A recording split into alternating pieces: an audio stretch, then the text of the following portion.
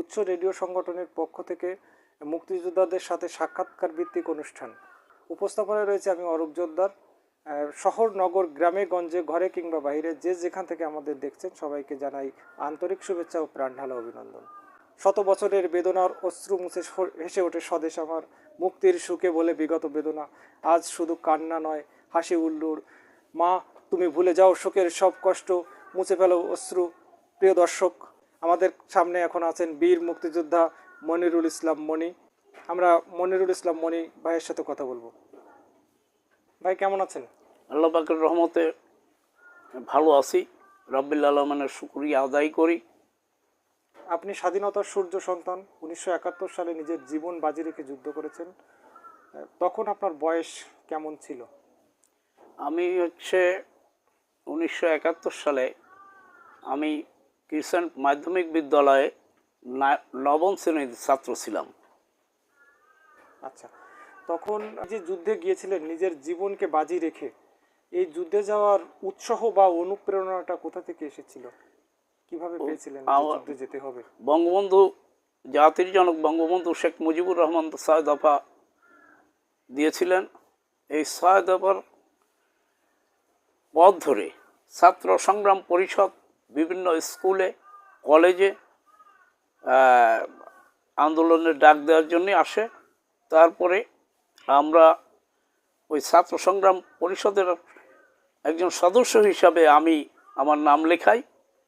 পরবর্তীতে আমি এই বাঙালিদের উপরে যখন বিহারিদের অত্যাচার এবং আমার বাসা লুট হয়ে যায়, আমার বড় চাচারা ধরে নিয়ে যায়, যার পরেই আমার মন তৈরি হয়ে যায় এই অত্যাচারের বিরুদ্ধে একটা শপথ নিয়ে যুদ্ধে যাওয়ার। 7ই মার্চের ভাষণ শুনেছিলেন, কিভাবে শুনেছিলেন? 7 মার্চের ভাষণ শুনেছিলাম, আমার বাসায় একটা সিটিজেন রেডিও ছিল, তার মাধ্যমে। তৎকালীন কালুরঘাট বেতার কেন্দ্র থেকে 7ই মার্চের ভাষণ প্রচার হয়েছিল। হ্যাঁ, এবং জিয়াউর রহমান সাহেব প্রচার করেছিল। আপনি কত নম্বর সেক্টরে যুদ্ধ করেছেন? আমি নবম সেক্টরে যুদ্ধ করেছি। কার আন্ডারে যুদ্ধ? আমি মেজর জলিল, নবম সেক্টর কমান্ডার জলিল এবং sub sector commander captain Afzal হোসেনের নেতৃত্বে আমি যুদ্ধ করি। আপনি এই যে যুদ্ধে গিয়েছিলেন তার আগে কোথাও প্রশিক্ষণ নিয়েছিলেন? আমি স্কাউটের ছাত্র ছিলাম। পরে ক্যাপ্টেন আফজাল সাহেব যখন বাংলাদেশে প্রবেশ করে, বয়ারভাঙ্গায় ক্যাম্প স্থাপন করলে আমার বাড়ির নদীর অপর পার, আমি বাড়ির নদী পার হয়ে আমি তার ক্যাম্পে আসি এবং তার ক্যাম্পে আসার পরে আমি প্রশিক্ষণ বাকি যেটুক ছিল সেটা গ্রহণ করি এবং বিভিন্ন জায়গায় তার সঙ্গে যুদ্ধে অংশগ্রহণ করি। আপনি বিভিন্ন জায়গায় যুদ্ধে অংশগ্রহণ করেছেন, যদি আমাদেরকে একটু যে স্মৃতিটা, যুদ্ধের যে স্মৃতিটা আপনাকে এখনো ভাবায়, সেই যুদ্ধটা এখনো চোখের সামনে ভেসে ওঠে, এরকম একটা স্মৃতি আমাদের যদি একটু বলতেন। আমাদের আপনার এটা মনে হয় সম্ভবত আগস্ট মাস ছিল। আমরা বাগেরহাট দখলের জন্য একটা কমান্ডারের কাছে একটা ইনফরমার আসে। তখন আমরা কালেখার বেড়েছিলাম, সেখান থেকে আমরা বাগেরহাট দখলের জন্যে আমরা ওইখান থেকে রওনা হয়ে ঘনেশ্যামপুর মাধ্যমিক বিদ্যালয়ে আসি। ওখানে আসতে আসতে আমাদের সন্ধ্যা হয়ে যায়। সন্ধ্যার পর 8টার দিকেই আমাদের উপরে রজব আলী বাহিনী অতর্কিত হামলা করে। 3 সাইড রাস্তার 3 সাইড ব্লক করেই হামলা করেছে। এক সাইড ওইখানকার রাজাকার, হ্যাঁ, ওই টোটাল এলাকা রাজাকার। রজব আলী বাহিনী বাগেরহাটের মানে রজব আলী একটা নাম করা রাজাকার। এটা কি ধুমগড় মুন্সিগঞ্জ? না, এটা বাগেরহাটের ভিতর চুলকাঠি। তখন আমাদের ওই যে কমান্ডার নির্দেশ দিছে, আমরা যুদ্ধ চালাতে 1টার দিকে কমান্ডারের পায়ে গুলি লাগে।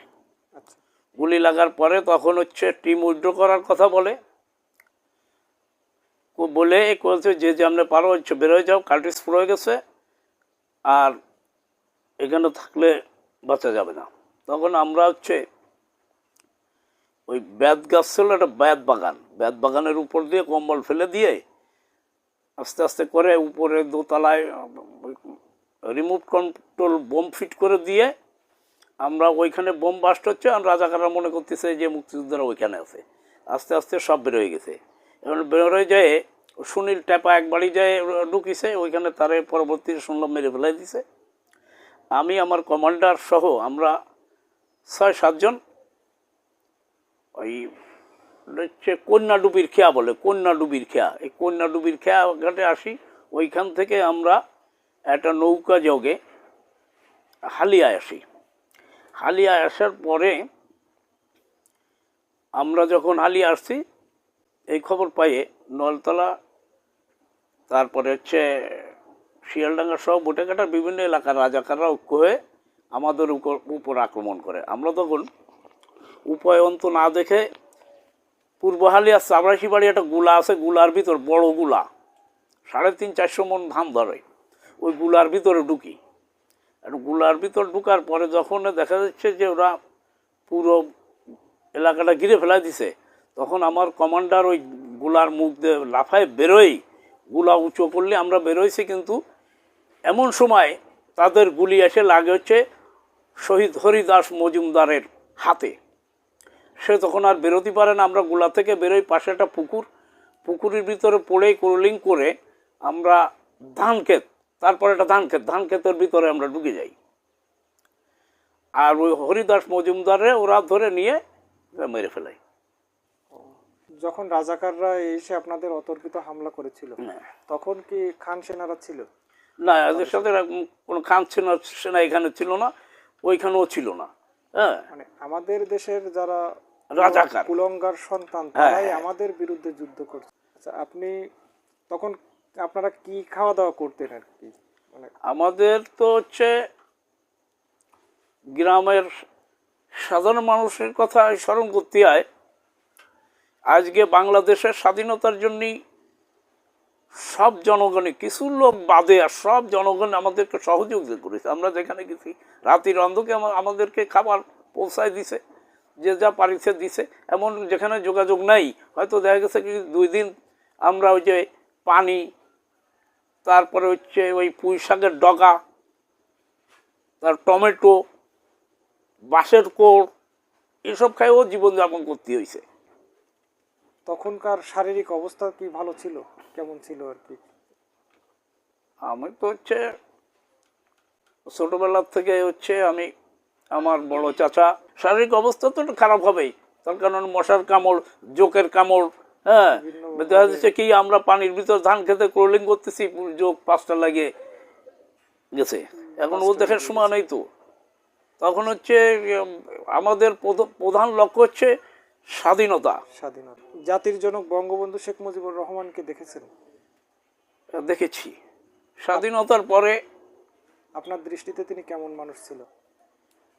আমার দৃষ্টিতে তার তুলনা করার মতন আমি আজও খুঁজে পাইনি। তার মতন মহান মানুষ আর পৃথিবীতে আসবে কিনা আমার জানা নেই। আপনি যুদ্ধ শেষে অস্ত্র কোথায় জমা দিয়েছিলেন? আমরা অস্ত্র জমা দেই নাই। আমাদের অস্ত্র মেজর জয়নাল আবেদিন বিরাট ক্যাম্পে আক্রমণ করে আমাদের অস্ত্র সিজ করে নিয়ে যায়। মাননীয় প্রধানমন্ত্রী জননেত্রী শেখ হাসিনা যখন আন্তর্জাতিক যুদ্ধ অপরাধ ট্রাইব্যুনাল গঠন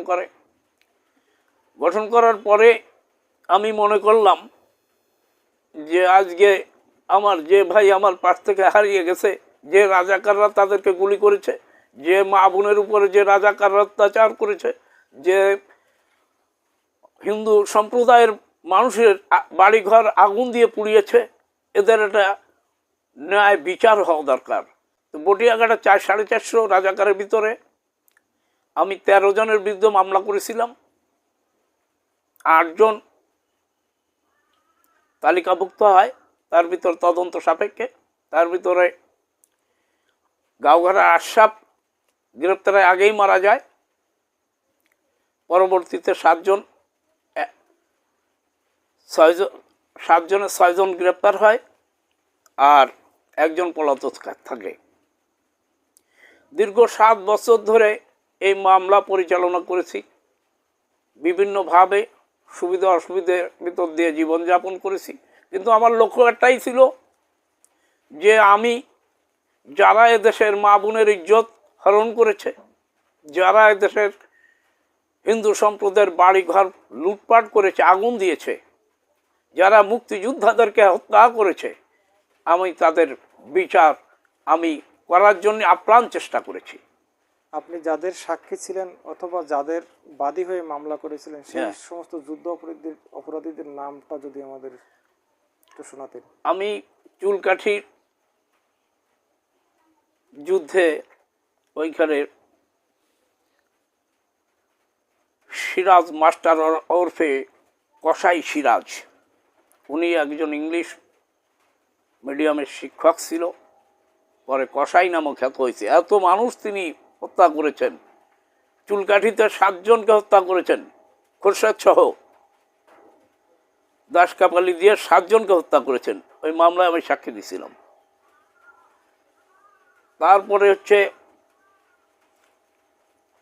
বারোয়ারিয়ার 2 সহযোদ্ধা এবং সুখদাড়ায় 4 জন হিন্দু সম্প্রদায়ের মানুষ হত্যা করেছে এবং মাসালিয়ায় বিনোদ বাবুকে হত্যা করেছে। এই দিয়ে 4টে স্পটে মামলা হয়।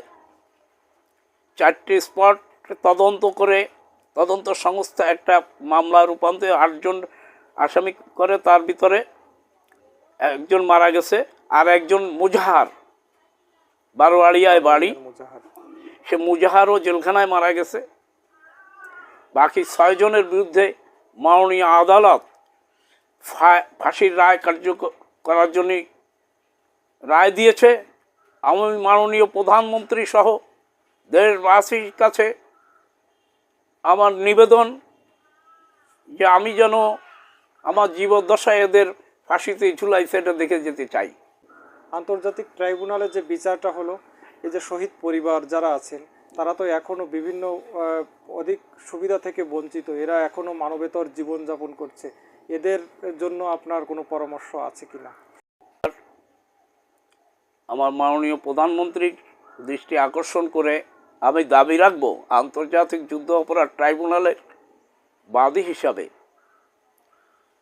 শহীদ পরিবার সুখদাড়া এবং মাসালিয়া যে শহীদ পরিবার রয়েছে, তারা শহীদের তালিকা, তাদের নাম আসে নাই, তাদের নাম শহীদের তালিকায় অন্তর্ভুক্ত করে তারা যাতে অন্তত জীবদ্দশায় তাদের সন্তানরা অন্তত কিছু সাহায্য সহযোগিতা পায়, সেই দাবি আমি একজন মুক্তিযোদ্ধা হিসাবে মাননীয় প্রধানমন্ত্রীর কাছে রাখি।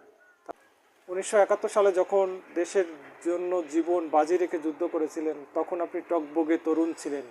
বর্তমান সময়ে আপনি তরুণদের জন্য কোনো পরামর্শ আছে কিনা? প্রজন্মের কাছে আমার দাবি, কিছুদিন পরে হয়তো আমরা যারা দেশের স্বাধীনতার যুদ্ধের সৈনিক ছিলাম আমরা থাকবো না। এই পতাকা, এই মানচিত্র, এই দেশ আমরা তাদের কাছে উপহার দিয়ে গেলাম।